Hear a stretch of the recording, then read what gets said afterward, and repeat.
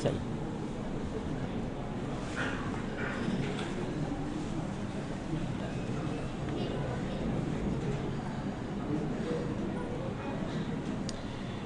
Astaghfirullahalazim, astaghfirullahalazim, astaghfirullahalazim, alladzi la ilaha illa huwa. A'udzu billahi minasyaitonir rajim. Bismillahirrahmanirrahim. Innal hamdalillah nahmaduhu wa nasta'inuhu wa nastaghfiruh. Wa na'udzu billahi min syururi anfusina wa min sayyiati a'malina.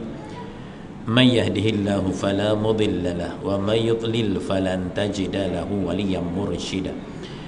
Asyhadu an la ilaha illallah wahdahu la syarika lah wa asyhadu anna Muhammadan abduhu wa rasuluh. Subhanaka la ilma lana illa ma 'allamtana innaka antal alimul hakim. Rabbi shrah li sadri wa yassir li amri wahlul 'uqdatam min lisani yafqahu qawli. Amma ba'd. Harus ditanam semangat muhibbah agar ukhuwah menjadi kukuh. Tazkirah ringkas Ramadan pada malam yang penuh barakah ini, malam yang ke-26, Ustaz mulakan dengan kalimat thayyibah. Uhayyikum bi tahiyyatil Islam, tahiyyatan thayyibatan mubarakatan min indillah. Assalamualaikum warahmatullahi wabarakatuh.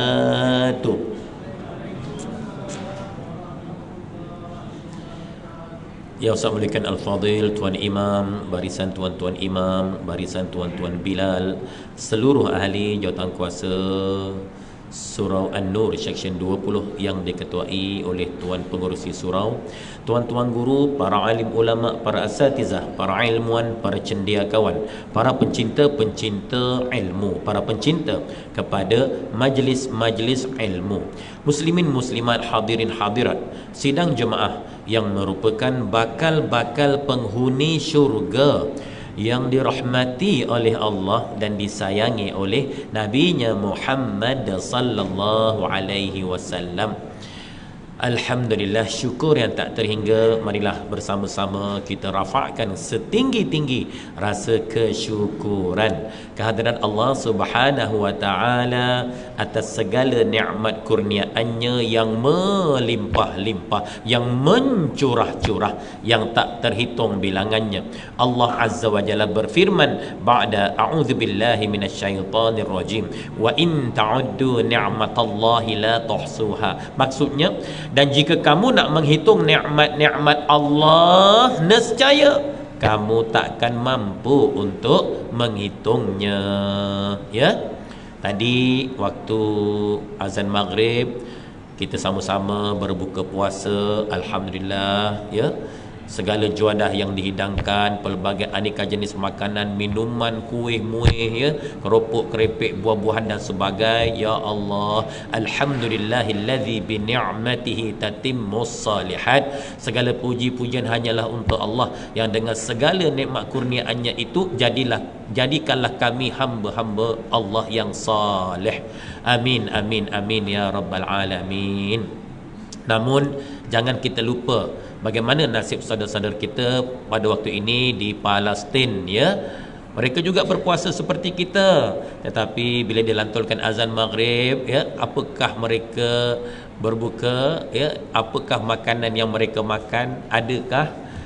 Begitu juga dengan besok pagi, ya, kita insya-Allah mudah-mudahan sama-sama bersahur, ya, ambil kelebihan daripada ibadah bersahur. Tapi macam mana dengan saudara-saudara kita di Palestin, ya, mereka juga ingin bersahur seperti kita, tapi kemungkinan tak ada makanan yang nak dimakan ketika bersahur, ya. Dulu, ya, ada seorang syekh di Jeddah, ya, mendapat satu panggilan telefon daripada seorang hamba Allah di Myanmar, ya. Dia bertanyakan satu soalan, wahai syekh, apa hukum kami berpuasa dalam keadaan kami tidak bersahur dan tidak berbuka? Bukan kami tak nak bersahur dan berbuka, tapi tak ada makanan yang hendak kami makan ketika bersahur dan berbuka. Belum sempat syekh itu menjawab soalan hamba Allah itu, tiba-tiba berjurai-jurai air mata syekh tadi, ya, meleleh, ya, membasahi pipinya. Ya Allah, menangis syekh tadi. Ya Allah, rupanya dalam keadaan kita mengeluh, ya, kita merungut, kesusahan itu ini dan sebagainya, ya. Rupanya ada lagi orang lebih susah daripada kita, ya. Sampai nak sahur pun tak ada makanan, nak berbuka pun tak ada makanan, lebih dahsyat, ya. Maka bersyukurlah banyak-banyak. Fa bi ayyi ala'i rabbikuma tukadziban. Maka mana satukah nikmat-nikmat Tuhan kamu yang nak kamu dustakan, ya. Mereka tak ada makanan nak makan, tapi mereka tetap berusaha juga untuk bersahur dan berbuka, ya. Hari itu viral, ya, di Palestin seorang ibu, ya, berhadapan dengan beberapa orang anaknya yang menangis tak henti-henti. Ya Allah, apa ibu tu buat? Ibu tu merebus, ya, daun-daun kering, ya, dan juga rumput-rumput untuk dimakan, ya. Dia dah anak beranak. Bayangkanlah yang tak mampu dimasak rumput-rumput yang dikutip atas tanah, ya, dan juga daun-daun kering yang berguguran daripada pokok, entah daun apa pun tak tahu, ya. Sebab apa? Dah tak ada langsung makanan, dah terputus semua, ya. Bantuan-bantuan luar nak masuk pun teramat sukar, ya. Masya Allah, ya Allah. Jadi Ustaz berharap, ya, di bulan yang makbul doa, bulan Ramadan ini, jangan putus-putus kita doa setiap kali lepas solat. Panjatkan juga doa untuk saudara kita di sana, ya. Jangan kita asyik minta untuk kita dan keluarga sahaja, ya. Tapi untuk mereka kita lupakan, jangan, ya. Jadi ambil peluang, ya, waktu mustajab doa, bulan makbul doa, tak ada hijab doa, ya.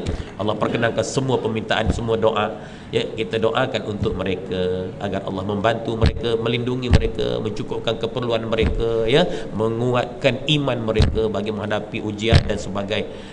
Tidak kurang juga supaya Allah menghancurkan musuh-musuh Islam, Zionis, Israel, laknatullah, ya. Ya Rabb. Tuan-tuan perempuan hadirin-hadirat dikasihi oleh Allah Subhanahu Wa Taala, masya-Allah, ya. Dalam keadaan kita dilimpahi rezeki yang berupa nikmat makanan dan minuman, pun masih ada di kalangan kita yang tak nak bersahur, tuan-tuan, ya. Aneh, ya. Saya nak kongsi sikit 5 kelebihan bersahur. 5 kelebihan bersahur. Yang pertama, bersahur membezakan antara puasa orang mukmin dan orang kafir, ya. Kita puasa, mereka juga berpuasa, tapi kita berpuasa ada sahur. Orang-orang kafir berpuasa, mereka tak ada sahur. Ini yang membezakan, ya. Masya Allah, ini yang sangat membezakan. Subhanallah. Yang kedua, apa lagi kelebihan bersahur? Bersahur merupakan satu bentuk ibadah yang mendapat ganjaran pahala sangat besar di sisi Allah Subhanahu Wa Taala. Sebab tu kita jangan meremehkan ibadah sahur, ya. Ada orang kata, Ustaz, saya tak sahur pun saya boleh bertahan, ya, tak makan tak minum sampai waktu maghrib, tak ada masalah bagi saya. Bukan persoalannya itu, ya. Persoalannya bila kita tak bersahur, kita dah meninggalkan salah satu bentuk ibadah di bulan Ramadan yang diberi pahala sangat besar di sisi Allah. Maka rugilah kita, ya. Bila sebut sahur ini sebagai satu bentuk ibadah, maka samalah macam solat itu ibadah, ya, berpuasa itu ibadah, membaca Al-Quran itu ibadah, berzikir itu ibadah, berselawat itu ibadah, ya, bersedekah itu ibadah. Subhanallah, ya. Jadi sahur pun salah satu daripada bentuk ibadah. Lalu kalau kita meninggalkan ibadah sahur, maknanya kita meninggalkan satu bentuk ibadah yang ganjaran pahala sangat besar di sisi Allah. Baik, yang ketiga, apa lagi kelebihan daripada ibadah bersahur? Yang ketiga, orang-orang yang bersahur akan mendapat selawat Allah ke atasnya dan juga selawat sekalian para malaikat ke atasnya. Ya Allah, ya. Apa makna selawat Allah ke atas kita? Iaitulah pengampunan Allah ke atas dosa-dosa kita yang lalu, juga curahan rahmat, limpahan rahmat kasih sayangnya ke atas kita. Apa makna selawat para malaikat ke atas kita? Maknanya permohonan malaikat pada Allah agar Allah mengampuni dosa-dosa kita. Ya Allah. Jadi kalau kita tak bersahur, kita terlepas selawat Allah ke atas kita, kita terlepas selawat sekalian para malaikat ke atas kita, maka rugilah kita, ya. Masya Allah. Yang dapat selawat Allah dan juga sekalian para malaikat itu hanyalah untuk orang-orang yang bersahur, ya. Masya Allah. Jadi bersahurlah. Subhanallah. Yang keempat, apa lagi kelebihan daripada ibadah bersahur, ya. Subhanallah. Qala Rasulullah sallallahu alaihi wasallam, tasahharu fa inna fis sahur barakah. Bersahurlah kamu, Sesungguhnya pada sahur itu ada barakah. Apa makna barakah? Barakah ia ziyadah fiha al-khair. Ya, barakah itu maksudnya bertambah padanya kebaikan-kebaikan. Itu makna barakah. Bertambah padanya kebaikan-kebaikan. Apa kebaikan kita dapat daripada ibadah bersahur? Antaranya insya-Allah membekalkan keperluan tenaga yang cukup untuk kita beribadah di sepanjang siang Ramadan sampai waktu berbuka, ya. Antaranya lagi dengan kita melaksanakan ibadah sahur, Allah akan mengurniakan kesihatan yang baik kepada jasmani dan juga rohani kita, ya. Bukan setakat tubuh badan, bahkan jiwa, rohani hati kita. Subhanallah. Sebab itu kena bersahur, ya. Ada orang, ya, pelbagai alasan untuk membolehkan dia tak bersahur. Ustaz, bukan tak nak sahur, tapi kelopak mata saya ni macam ada bebanan 10 tan, ya, yang apa, yang menindih. Susah Ustaz. Ustaz, bukan saya tak nak sahur Ustaz, tapi masalahnya badan saya letih sangat. Malam tadi balik lewat Ustaz, macam mana saya nak sahur? Ustaz, bukan saya tak nak sahur, tapi pada waktu sahur itu telat tekak, saya tak boleh nak terima makanan Ustaz, masuk keluar balik. Contoh. Itu hanya alasan-alasan untuk membolehkan seorang itu konon-kononnya tak perlu bersahur, ya. Silap sama sekali, ya. Subhanallah. Baik, kalau begitulah keadaannya, ya, macam nak buat? Okey, sebelum tidur ambil 1 gelas air, penuhkan, letak tepi katil. Lepas tepi katil, tutup. Takut nanti lipas masuk ke, tai cicak masuk ke, kan, tikus ke, concorot ke, semualah, kan. Dia tutup. Jadi kunci jam ataupun alam, kan. Kunci, katalah nak bangun pukul 5.30 lah, al-maklum lah, macam alasan kita kena lewat sikit lah, 5.45 pun tak apalah, pukul 6 pun tak apalah, tak kisahlah, kan. Sebaik saja alam berbunyi tininit tininit tininit tininit tininit tininit. Bila terdengar aja, cuba lawan nafsu malas tu, lawan juga. Ya Allah, cuba paksa buka mata, kelopak mata, walaupun macam ada bebanan 10 tan, ya, menindih kelopak mata sampai tak boleh nak dibuka. Lawan juga. Ya Allah, ya Allah, berikanlah kekuatan kepadaku, ya Allah. Buka. Kan. Dah buka, ambil air ni, minum. Bismillah, ya Allah, aku bersahur ini kerana Allah Ta'ala, ya, minum. Dah seteguk cukup, jangan 2 teguk. Seteguk cukup, tak perlu 2-3 teguk. Seteguk cukup, ya. Dah berat sangat nak bersahur, seteguk cukup, ya. Lepas tu sambung tidur balik. Sambung tidur balik. Tak, maksudnya ini paling lekeh, ya, paling lekeh. Tapi takkanlah kita macam tu. Ini contoh paling lekeh. Maknanya jangan sampai kita meninggalkan sahur walaupun hanya berjaya meneguk, berjuang, berjihad fi sabilillah, kan. Cuma dapat seteguk air. Teronoklah jihadnya tu. Tak kisahlah. Daripada dia tak sahur, lebih baik dia bersahur, ya. Subhanallah. Dan sesungguhnya ibadah sahur ini merupakan satu bentuk simbolik. Apa maknanya? Maknanya kalau ibadah yang senikmat, sesedap, selazat sahur, semudah sahur pun kita tak berjaya nak melaksanakan, ya. Nak suruh makan aja pun, nak suruh minum aja pun, bukan nak suruh angkat bebanan 100 kilo, bukan nak suruh berjalan kaki 10 kilometer, bukan nak suruh solat sunat 40 rakaat, nak suruh makan minum aja pun payah sangat. Itu pun tewas, itu pun kalah. Kalau yang itu pun tewas, kalah, ya, kita tak mampu nak melaksanakan, apatah lagi ibadah-ibadah yang lain yang lebih mencabar, ya. Solat sunatnya, baca Qurannya, ya, menahan pandangan matanya, menahan mulut daripada keluar kata-kata yang tak baik, yang kotor, ya, dan sebagainya. Ini simbolik.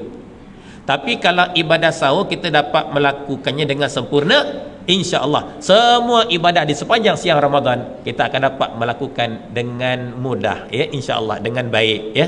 Itu simbolik. Mana kalau sahur pun kita dah tewas, tak usah sembang lah ibadah-ibadah lain. Lebih berat lagi nak solat Jumaat dekat seorang masjid itu, ini dan sebagainya. Sahur pun tewas, kan. Jangan sembang lah ibadah yang lain yang lebih dahsyat, ya. Tapi kalau dapat menyempurnakan ibadah sahur dengan baik, insya-Allah ibadah lain menjadi mudah untuk kita, ya. Kena ingat itu. Masya Allah. Baik, yang kelima, apa lagi kelebihan daripada ibadah sahur? Yang kelima, subhanallah, ya, apabila kita bersahur, maka kita akan terbiasa untuk bangun awal sesudah daripada bulan Ramadan. Abang Razak biasa sahur pukul berapa? Lebih kurang lah 5.30. Tuan Haji sahur pukul berapa? Lebih kurang tak ingat. Okey, katalah pukul 5. Katalah kita sahur pukul 5. Katalah kita sahur pukul 5.30. Katalah kita sahur pukul 4.30. Katalah kita sahur pukul 4. Tak kisahlah mana satu sekalipun. Ustaz ambil contoh ya. Kita setiap hari bersahur pukul 5 suku contoh. 5 suku setiap hari. InsyaAllah. Habis saja Ramadan, masuk Syawal dan bulan-bulan berikutnya, automatik setiap pagi pukul 5 suku pasti kita akan terjaga, walaupun tak ada siapa yang kejutkan kita, walaupun kita tak pasang sebarang jam alam dan sebagainya. Sebab apa? Sebab kita dah terlatih 30 hari di sepanjang bulan Ramadan bangun pada pukul 5 suku untuk bersahur. Nanti lepas habis Ramadan, automatik jam 5 suku pagi kita akan terjaga dengan sendirinya, tak perlu ada orang kejut ya. Maksud tu apa kita nak buat? Ya, kita mandi, bersihkan diri, sucikan, ambil uduk dan sebagainya, buat qiyamul lail ya, solat sunat tahajud, solat sunat taubat, hajat ya, witir dan sebagainya. Lepas tu sementara nak menunggu subuh, Allah Ta'ala berfirman ya, wal mustaghfirina bil ashar, orang-orang yang beristighfar pada waktu sahur ya. Jadi waktu sahur itu amalan paling baik kita beristighfar, istighfar sebanyak, mohon ampun pada Allah, istighfar sampailah waktu subuh ya. Jadi paling tidak kita dapat menyempurnakan solat subuh ya, dapat bersegera pergi surah An-Nur ya. Lepas tu kita dapat melaksanakan sebagaimana sabda Rasulullah sallallahu alaihi wasallam, 2 rakaat sebelum subuh lebih baik daripada dunia dan segala isinya. Allah, kita jadi bilioner ya di negeri akhirat, bilioner di negeri akhirat, walaupun dekat dunia biasa-biasa je ya. Subhanallah. Lepas tu kita dapat solat subuh berjamaah pula, muafik ya, dengan imam ya. Ya Allah, yang mana sabda Rasulullah sallallahu alaihi wasallam, man shalla isya fil jamaah faqadnama shalla nisfal lail wa man shalla subh fil jamaah faqadnama shalla laila kullaha. Barang siapa mendirikan solat fardu isya secara berjamaah, maka seolah-olah dia telah bersolat separuh daripada malam. Dan barang siapa yang solat subuh secara berjamaah, maka seolah-olah dia telah bersolat di sepanjang malam. Subhanallah ya. Jadi kehidupan kita jadi begitu sempurna sekali. Allahu Akbar. Itu kelebihan. Tapi kalau orang yang meremehkan sahur ya, dia tak peduli pasal sahur, dia tak kisah langsung sahur, sebab konon-konon tanpa sahur pun dia mampu berpuasa sampai waktu maghrib kan. Pasti perkara sebagaimana Ustaz nyatakan tadi tak terjadi dalam hidupnya ya. Jadi bersahurlah ya. Dan sabda Rasulullah sallallahu alaihi wasallam bermaksud, sentiasalah umatku berada dalam kebaikan selama mana mereka menyegerakan berbuka puasa dan melewat-lewatkan sahur ya. Jadi berbuka puasa kena diawalkan. Masuk saja waktu maghrib kita berbuka. Berbeza dengan puasa orang Yahudi ya. Mereka juga berpuasa, tapi mereka memang sengaja melewatkan berbuka ya. Mereka buka tu waktu isyak. Sebab apa? Mereka nak mengejek Allah. Mereka kata, wahai Tuhan, tengok aku mampu tengok puasa sampai waktu isyak. Oh boy, ini orang Yahudi degil suruh buka waktu maghrib, dia buka lepas isyak. Ni dia hebat sangat. Dia nak cabar Allah Taala, nak tunjuk dia mempersendakan, mempelekeh. Itu orang Yahudi. Kita tidak ya. Kita tepat je masuk waktu maghrib, waktu tempatan tempat kita, terus kita berbuka. Jangan tangguh-tangguh ya, itu afdal. Begitu juga sahur. Sahur afdalnya dilewat-lewatkan ya. Kalau kita sahur pukul 1 malam, itu bukan sahur namanya, itu makan tengah malam ya. Jadi nak sahur tu biarlah dilewatkan 5.30. Abang Razak cantik ya. Hatta menghampiri waktu isyak tu paling baik ya, waktu imsak ya. Hatta dah imsak sekalipun boleh lagi sahur. Jangan azan maghrib masa mengunyah telan batal puasa ya. Apa makna imsak? Menahan diri. Jadi imsak ni umpama kalau traffic light tu lampu kuning. Lampu kuning itu imsak. Berhati-hati, berjaga-jaga ya. Subhanallah. Subhanallah. Baik. Ya Rabb. Lepas kita bersahur, sepanjang siang kita berpuasa. Saya nak sentuh sikit tentang puasa. Sabda Rasulullah sallallahu alaihi wasallam, sumu tasihhu ya, rawahu Tabrani. Berpuasalah nescaya kamu sihat ya, kamu sihat. Hadis riwayat Imam At-Tabrani. Status hadis ini dhaif, namun dari sudut makna ianya adalah sahih, benar dari sudut makna Jadi bila kita berpuasa, kita bukan saja sihat jasmani tubuh badan, bahkan kita juga sihat rohani kita, hati jiwa kita menjadi sihat. Berbeza dengan puasa orang-orang kafir, mereka juga berpuasa, tapi barangkali mereka hanya mendapat sehat jasmani tubuh badan sahaja, tak lebih daripada itu, sedangkan jiwa mereka tidak sehat. Sebab apa? Kerana yang membezakan puasa kita sandarkan, tadi kita dah berniat, nawaitu sauma ghadin an adai fardhu syahri ramadhan hadhihi sanati lillahi ta'ala. Kita puasa lillahi ta'ala. Itu membezakan puasa kita dengan puasa mereka. Masya Allah, mereka dapat juga sihat, tapi hanya sihat jasmani tubuh badan, tapi kita mendapat juga sihat, tapi kita sihat jasmani dan rohani, luaran dalaman, physical, mental, semuanya sihat. Subhanallah. Itulah kelebihan puasa orang-orang mukmin, yang tak ada pada agama-agama yang lain. Subhanallah. Baik, Ustaz nak bincang sikit malam ni tentang sihat dari sudut jasmani tubuh badan. Bila kita berpuasa, kita akan sihat. Ada seseorang, dia mengidap penyakit 3 serangkai: darah tinggi, lemah jantung, kencing manis. Bahkan ada orang tu dia mengidap penyakit berangkai-rangkai. Benda Ustaz berangkai-rangkai. 3 tadi plus batu karang, gout, migrain, eczema, itu berangkai-rangkai namanya. Kalau 3, itu 3 serangkai. Kalau lebih 3, berangkai-rangkai. Bila masuk bulan Ramadan, dia pun melaksanakan ibadah berpuasa 1 Ramadan, 2 Ramadan, 3 Ramadan, sampai 15 Ramadan. Hari ke-15 dia pergi klinik, jumpa doktor buat medical check up, kan? Bila doktor check, doktor kata, Pak Cik, tekanan darah Pak Cik stabil. Pak Cik, kandungan gula dalam darah Pak Cik okey. Pak Cik, degupan jantung Pak Cik normal, Cop jempol, Pak Cik sihat, Cuma malangnya bila menjelang hari lebaran Idul Fitri, Syawal yang mulia, lagi bahagia, al-maklumlah, lebih-lebih lagi di pertengahan Syawal membawa penghujung Syawal. Masa tu banyak sangat open house, rumah terbuka sana sini. Hatta kalau kita berkunjung satu rumah tu, pintunya tu tutup, kita ketuk, tok tok tok, Assalamualaikum, tuan rumah buka pintu, silakan masuk. Open house juga namanya, pintunya terbuka. Bila kita dah dijemput masuk, kita pun duduk, tengok atas meja tuan rumah, macam-macam hidangan, ya Allah, pelbagai aneka juadah yang istimewa, makanan, minuman, keropok, kerepek, kuih, muih, buah-buahan, ya Allah, yang menggiurkan, lagi menitiskan air liur. Dahsyat betul, Kita pula masa tu banyak sangat pantang jumpa, membujur lalu melintang sapu, semua kita sebat, termasuklah batu, paku, kayu dan besi. Besi belimbing besi, batu jambu batu, paku pucuk paku, kayu ubi kayu. Tak semena-mena kaki kita pun berdenyut, nyut, bergegas. Kita pergi klinik, jumpa doktor buat pemeriksaan. Rupa-rupanya doktor yang sama waktu cek kita bulan Ramadan hari itu.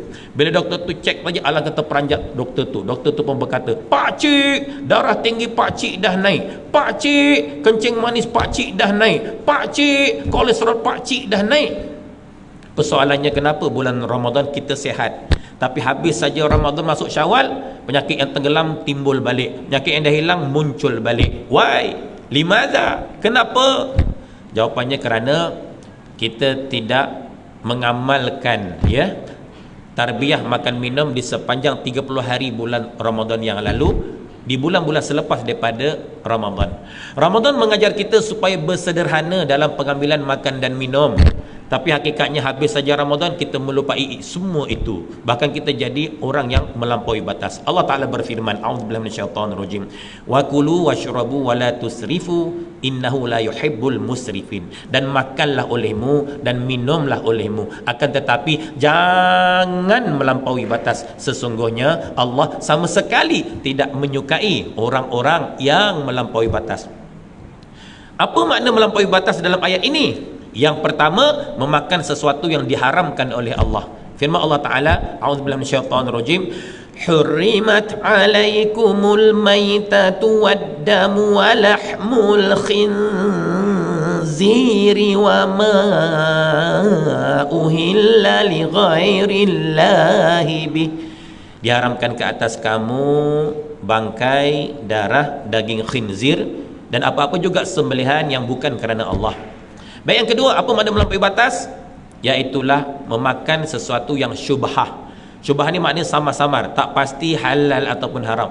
Allah yarham Ustaz Ismail Kamus pernah berkata, halal campur haram sama juga halam, ya, bukan mihailam tuan-tuan, ya. Masuk alam ni nak kata halal pun tak pasti, nak kata haram mungkin haram. Bila kita berhadapan dengan situasi begini, sesuatu yang syubhah, mana makanan yang dihidangkan tak pasti halal ke haram, halal ke haram, halal ke haram, Nabi bersabda, da'ma yaribuka ila ma la yaribuka. Tinggalkan apa yang meragukan kamu kepada sesuatu yang tidak meragukan kamu, ya. Itu lebih menyelamatkan agama kita dan juga memelihara maruah kehormatan diri.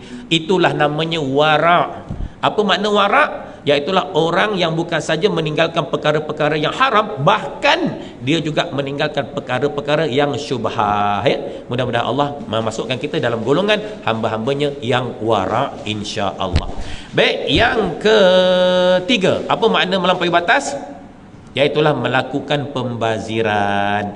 Allah Ta'ala berfirman, a'udzubillahi minasyaitonirrajim, wala tubadzir tabdzira innal mubadzirina kanu ikhwanasy syayatin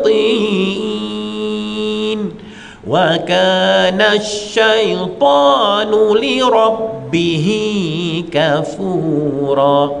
Dan janganlah kamu melakukan pembaziran. Sesungguhnya orang-orang yang membazir itu adalah saudara-saudara syaitan. Dan adalah syaitan itu teramat kufur terhadap Tuhannya. Di bulan Ramadan, selalunya bila masuk waktu asar membawa ke maghrib, kadang-kadang sebahagian kita perut terasa berkeroncong, ya. Perut kita kadang mungkin memulas, mungkin rasa pedih, mungkinlah begitu. Ala kulli hal, umumnya kita masing-masing terasa lapar, ya. Apatah lagi orang tak bersahur pada waktu pagi. Dan selalunya waktu lepas asar, sebahagian kita pergi ke bazar Ramadan, ya, nak beli persiapan untuk berbuka puasa. Pula-pula tu hari kita pergi bazar tu, kita baru dapat gaji ataupun baru dapat bonus hari raya, kan? Bila sampai ke bazar, macam-macam jualan yang dipaparkan, yang dipertontonkan untuk kita nak beli, ya. Kita pula masa tu aneh bin ajaib dan hairan, ya. Ada makanan-makanan itu sebelum Ramadan kita tengok biasa-biasa je, ya. Apa kuih masak lodeh, ya? Kuih pelita, apa lagi, air cincau, apa cendol, ayam percik. Jadi kita tengok sebelum Ramadan kita tengok biasa-biasa je. Tapi bila bulan Ramadan tuan-tuan pergi bazar, ya Allah, ya, yang biasa-biasa tu bulan Ramadan semua menggoda, semua jadi seksi. Heran betul. Kita pula kebetulan baru dapat gaji tuan, ya. Kita tak kawal nafsu ketika itu. Asal teringin kita beli, asal nak kita beli, asal teringin kita beli, asal nak kita beli. Bila dah selesai semuanya, bila kita dah beli, kita pun belah. Nama pun membeli belah. Bila dah beli, kita pun belah, ya. Mana kita baliklah, kan. Waktu nak menuju ke kenderaan kita, nak balik tuan-tuan, kita jalan tu tuan-tuan, tangan mengembang tuan-tuan, macam apa, macam orang kata cover motor Harley Davidson, mengembang depan motor Harley Davidson tuan-tuan, kan. Dia punya apa, cover ya. Lepas tu bongkok sikit. Sebab apa tuan-tuan? Sebab kelima-lima jari jemari tangan kanan tersangkut beg plastik yang berisi makanan minuman, ya. Begitu juga kelima-lima jari jemari tangan kiri pun begitu, tak terkecuali, semua tersangkut. Bahkan lebih dahsyat, setiap jari jemari bukan satu beg plastik, 2-3 beg plastik, ya, double and triple, sangat dahsyat. Kalau timbang semuanya tak tahu berapa kilogram. Sebab tu kita jalan terbongkok sikit, tangan mengembang terbongkok sikit, sebab berat sangat mengangkutnya, kan. Sampai saja rumah, kita pun minta isteri kita hidang ke atas meja. Setelah terhidang semua, kita anak beranak berkumpul, ya, sementara nak menunggu waktu berbuka. Kita sebagai ketua keluarga pun memimpin bacaan doa, masing-masing pun mengaminkan, kerana waktu itu waktu mustajab doa, subhanallah, ya. Jangan kita biarkan waktu itu berlalu tanpa berdoa. Ada orang dia sembang-sembang lah, dia tengok handphone lah, apa semua, tak doa langsung sampai waktu azan. Ruginya, ya Allah. Berdoalah walaupun hanya satu permintaan pada Allah, ya. Kerana waktu itu waktu keemasan mustajab doa. Ya Rabb, doalah waktu itu. Luangkan 5 ke 10 minit, tak lama pun. Itu waktu keemasan yang tak ada pada bulan selepas Ramadan, tuan-tuan. Yang waktu mustajab itu. Jadi kita dah sedang berhadapan dengan waktu itu, tiba-tiba kita persisihkan, tak manfaatkan, rugilah kita, ya. Masya Allah. Sebaik saja azan berkumandang, Allahu Akbar, Allahu Akbar. Kita pun sekeluarga menjamu, berbuka puasa. Masya Allah. Selesai saja kita dah makan apa semua, rupa-rupanya, ya, hanya 1/4 saja daripada makanan kita beli kat bazar tadi yang dapat dihabisi. Lagi 3/4 kita bazirkan begitu sahaja. La haula wala quwwata illa billahil aliyyil azim. Apakah maknanya ini? Maknanya sifat pembaziran kita tadi akan mengurangi pahala ibadah puasa kita selama tempoh hari tersebut. Katalah pahala ibadah kita di sepanjang siang tersebut 100/100. Disebabkan sifat pembaziran kita tadi, maka ditolak 40%. Maka markah puasa kita dapat hanya 60/100 sahaja. Rugi ke rugi? Rugilah. Kecuali lah kalau kita pergi bazar, kita dah niat, aku beli banyak ni sebab nak infak, nak sedekah, kan, nak sponsor majlis iftar surah An-Nur, ataupun rumah-rumah anak yatim, mahat tahfiz, ya, untuk sedekah bagi makan fakir miskin. Kerana sabda Rasulullah SAW yang bermaksud, barang sesiapa yang memberi makan kepada orang-orang yang berpuasa, maka dia akan mendapat pahala orang-orang berpuasa tersebut tanpa dikurangi walau sedikit. Subhanallah, ya.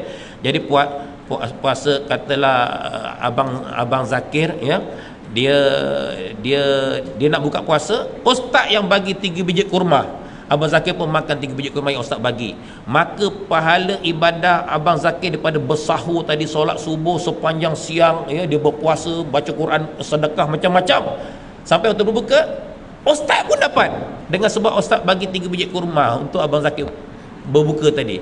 Semua pahalanya ustaz pun dapat tanpa mengurangi pahala Zakir. Tak terkurang walau sedikit. Kalau kata pahala Zakir 700, ustaz pun dapat 700, dan tak tolak langsung 700 Zakir itu berkurangan. Tak, ya Allah, inilah nama barakah. Subhanallah. Tuan-tuan, puan-puan, hadirin-hadirat yang dikasihi oleh Allah Subhanahu Wa Taala. Baik, yang terakhir, yang keempat untuk malam ini, yang terakhir, apa lagi makna melampaui batas? Iaitulah berlebih-lebihan ketika makan, ya. Sebab kadang bahagian kita pelik. Bulan Ramadan betul kita sepanjang siang tak makan, tapi waktu kita berbuka tu seolah-olah kita ni macam balas dendam, ya.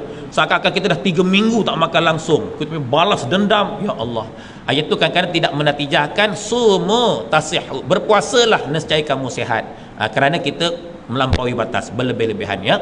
Dalam sebuah hadis daripada Nafi' radhiyallahu anhu berkata, Ibnu Umar tidak akan makan melainkan setelah didatangkan di sisinya fakir miskin untuk makan bersama-sama dengannya. Pada suatu hari aku pun mendatangkan seorang lelaki miskin untuk makan bersama-sama dengan Ibnu Umar. Tiba-tiba lelaki itu makan banyak sangat. Lantas Ibnu Umar berkata kepadaku, wahai Nafi', lain kali kau jangan bawa lelaki ini makan bersama-sama denganku, kerana aku pernah mendengar Rasulullah sallallahu alaihi wasallam bersabda, al-mu'min ya'kulu fi mi'an wahid wal kafir ya'kulu fi sab'ati am'a. Orang mukmin makan dalam satu perut, manakala orang kafir makan dalam 7 perut. Dalam hadis yang lain daripada Abu Hurairah radhiyallahu anhu berkata, dulu ada seorang lelaki makan begitu banyak sekali. Pada suatu hari lelaki ini memeluk agama Islam. Mulai saat itu lelaki ini makan sedikit saja. Pada suatu hari aku pun menceritakan perihal lelaki tersebut kepada Rasulullah sallallahu alaihi wasallam. Lantas baginda pun bersabda, al-mu'min ya'kulu fi mi'an wahid wal kafir ya'kulu fi sab'ati am'a. Apa makna orang mukmin makan dalam satu perut, manakala orang kafir makan dalam 7 perut? Apa maknanya? Maknanya begini, iaitulah nisbah kadar pengambilan makanan antara orang mukmin dengan orang kafir. Maknanya kalau orang kafir makan banyak sangat, tiba-tiba kita orang mukmin makan banyak seperti mana mereka makan, maka tak ada bezalah antara cara makan mereka dengan cara makan kita. Sepatutnya kalau orang kafir makan banyak sangat, kita orang mukmin kena makan sedikit saja ataupun sederhana, ya, baru ada beza. Masya Allah. Bahkan dalam sebuah hadis Rasulullah SAW bersabda, maksudnya Tidak ada kantong yang lebih buruk pada seseorang anak Adam mengatasi perutnya. Cukuplah dia mengambil beberapa suap makanan untuk menegakkan tulang sulbi. Jika tidak dapat, maka jadikan 1/3 bahagian perut untuk makanan, 1/3 bahagian perut untuk minuman, 1/3 bahagian perut untuk pernafasan. Rupanya perut dibagikan kepada 3 bahagian. Sebab itulah kalau kita makan banyak sangat, maka nafas kita akan menjadi pendek, kita tercungap-cungap dan termengah-mengah. Sebab apa? Kerana 3/3 bahagian perut telah dipenuhi oleh makanan, hingga tak ada lagi ruangan 1/3 untuk minuman, hingga tak ada lagi ruangan 1/3 untuk pernafasan. Sebab itu Islam mengajarkan khairul umur awsatuha, sebaik-baik perkara itu pertengahan ataupun sedang-sedang. Kalau kita makan masin-masin sedikit, okey tak? Okey. Kalau sederhana masih okey. Kalau kita makan masin banyak sangat, ya Allah, hari-hari kita makan masin sampai isteri kita masak dah masin dah, kita kata apa tawar sangat ni, oh dahsyat ya, maka tak lama tu barangkali tekanan darah kita akan naik. Kalau kita makan yang pedas-pedas sedikit, okey tak? Okey. Kalau sederhana masih okey. Tapi kalau kita makan pedas, ya ampun, sekali kita makan cili padi 1 genggam masuk mulut kita kunyah-kunyah macam makan nasi, tuan-tuan. Ya Allah, percayalah, tak lama nanti barangkali akan mengundang gastrik atau ulcer perut atau GERD, dan juga yang sewaktu dengannya. Kalau kita makan manis-manis, okey tak? Kalau sedikit okey, kalau sederhana masih okey. Tapi kalau kita makan yang manis-manis, kalau minum teh tarik tu orang kata ni teh potong kaki, waduh ya, hari-hari jadi tabiat, maka percayalah barangkali tak lama tu akan mengundang lebihan gula dalam darah yang disebut sebagai diabetes ya. Kalau kita makan masam-masam sedikit, okey tak? Okey. Kalau sederhana masih okey. Tapi kalau kita hantu masam, tuan-tuan, dia makan buah pelam muda, makan asam boy, asam girl, asam children ya, tak lama tu nanti mungkin tekanan darah kita menjadi rendah ya. Jadi kesimpulannya, bersederhanalah dalam pengambilan makan dan minum ya. Sederhana itu yang terbaik. Kalau melampaui batas, berlebih-lebihan, dia memudarat. Hatta buah kurma sekalipun. Buah kurma makanan sunnah, disebut dalam Al-Quran antara buah yang ada dalam syurga. Khasiatnya sangat banyak. Bahkan Nabi SAW berbuka puasa pun makan 3 biji kurma. Baik, kalau kita makan 1 biji kurma, okey tak? Okey. Kalau 3 biji kurma masih okey, dia menjadi sunnah. Kalau kita makan 7 biji kurma pun masih okey. Sabda Rasulullah sallallahu alaihi wasallam, "Man tasabbaha bi sab'in tamaratin ajwah lam yadurruhu fi dzalikal yawm summun wala sihrun." Barang sesiapa yang berpagi-pagi dengan memakan 7 biji tamar ajwa, nescaya tidak akan mengundang sebarang kemudaratan pada orang itu pada hari tersebut, termasuklah keracunan dan juga sihir. Keracunan dan sihir. Jadi makan kurma 1 biji okey, makan 3 biji sunnah, makan 7 biji jadi ubat. Tapi kalau kita makan kurma, tuan-tuan, sekali menghadap tu 1 kotak, tuan-tuan, kita makan berpuluh-puluh biji, kita telan dengan kotak-kotak sekali, tuan-tuan. Percayalah, tak lama lagi ambulans sampai, tuan-tuan, masuk ICU terus. Gurau saja, tuan-tuan. Maksudnya kurma yang terbaik sekalipun ya, hatta apa, tamar ajwa aliyah daripada Madinah, Allahu Akbar, grade nombor 1 dunia kan. Tapi kalau kita dah telan sekali makan 60 biji sekaligus dengan kotak-kotak kita telan, tuan-tuan, maka tetap dia akan mendatangkan kemudaratan. Dan benda baik sekalipun bila berlebihan, dia akan jadi tak baik ya. Jadi kesimpulannya, bersederhanalah kita ya. Kadang-kadang bulan Ramadan sepatut kita sihat, tapi ada orang bulan Ramadan masih tak sihat. Sebab apa? Sebab waktu berbukanya, bersahurnya, kalau disukat, ditimbang, diukur, lebih banyak daripada bulan-bulan biasa. Macam mana kita nak sihat ya? Allahu Akbar. Sumu tasihhu ya, berpuasalah nescaya kamu sihat. Sebagai penutup, Ustaz ada baca dalam ensiklopedia Ramadan ya, satu kajian pada tahun 1994 telah diadakan kongres antarabangsa yang menghimpunkan pakar-pakar sains kesihatan sedunia ya, yang bertempat di Casablanca, Maroko ataupun Maghribi ya. Dalam persidangan itu diputuskan, semua pakar-pakar itu bersetuju bahawasanya puasa di bulan Ramadan tidak mengundang sebarang mudarat terhadap kesihatan, bahkan ianya mencegah daripada kita terkena penyakit-penyakit ya. Allahu Akbar. Dan yang terbaru, Ustaz ada jumpa toke kilang Ustaz ada cara nak buat kopi ya. Kopi moringa atau kelor tu campur saca inci, campur habatus sauda, campur stevia. Jadi bila jumpa toke kilang kopi tadi, sembang-sembang, toke tu cerita, "Ustaz, Dulu Ustaz, saya ada penyakit bukan 3 serangkai, bahkan berangkai-rangkai, banyak sangat. Setiap hari saya makan ubat 1 genggam ni, 1 genggam setiap hari. Bertahun-tahun lama Ustaz. Tapi penyakit saya tak hilang, ya, cuma dia dapat mengawal. Bahkan kadang-kadang bertambah. Saya nak makan ubat untuk gout, tiba-tiba buah pinggang saya pula bermasalah, dah tambah lagi ubat buah pinggang, begitu 1 genggam bertahun-tahun, sampai satu hari saya jadi bosan nak makan ubat. Saya fikir sampai bila ni aku nak makan ubat hospital ni, sampai 1 genggam sehari, bertahun-tahun, berbelas tahun. Akhir sekali dia cuba ubah cara hidup. Apa yang dia buat? Dia berpuasa, tuan-tuan, seperti mana puasa Nabi Allah Daud AS. Ya, kan Nabi Daud dia puasa, hari ni puasa, besok buka, lusa puasa, tolak buka, macam tu. Dia tapi dia kerap. Dengan dia berpuasa, ya, kerap puasa, akhir sekali, ya, pada hari ini sebiji ubat hospital pun dia dah tak telan, dan doktor dah sahkan penyakit-penyakit dia dah tak ada, dah tak ada, dia dapat dengan izin Allah, ya. Itu bukti berpuasalah nescaya kamu sihat. Jadi dengan berpuasa kita sihat jasmani tubuh badan, bahkan kita juga sihat rohani, yang menatijahkan la'allakum tattaqun, pasti kamu menjadi orang-orang yang bertakwa. Untuk huraiannya kita jumpa di lain siaran insya-Allah. Setakat ini saja perkongsian Ustaz. Yang baik datang daripada Allah, yang lemah datang daripada kelemahan diri Ustaz. Dengan izinnya juga, kalau ada sumur di ladang boleh kita tumpang mandi, kalau ada umur panjang insya-Allah kita jumpa lagi. Sebelum pulang, tabung-tabung surah An-Nur dapatlah kita isi, ya. Kerana apa? Sahabat bertanya, ya Rasulullah, ayu sedekah afdal? Qala sedekah fi Ramadan. Sahabat bertanya, wahai Rasulullah, apakah sedekah yang paling utama? Nabi menjawab, sedekah pada bulan Ramadan, ya.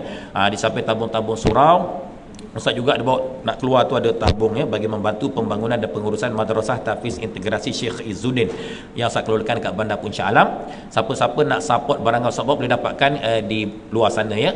Antara istimewa minyak but-but ajaib, campuran burung but-but, gamat dan dhab, tuan-tuan. Cuma kali ini dalam versi botol besar, ya. Botol besar, ya. Harganya pun besar jugalah. Terutama untuk sakit lutut, ya, dan banyak lagi lah. Dan bulan ini bulan terbaik untuk nak merawat masalah kesihatan. Jadi di luar sana ada madu asli tualang dari Pahang, ada minyak zaitun, habatus sauda, ada jus perahan buah delima 100% tanpa gula dan sebagainya. Wabila taufik wal hidayah. Assalamualaikum warahmatullahi wabarakatuh. Takbir.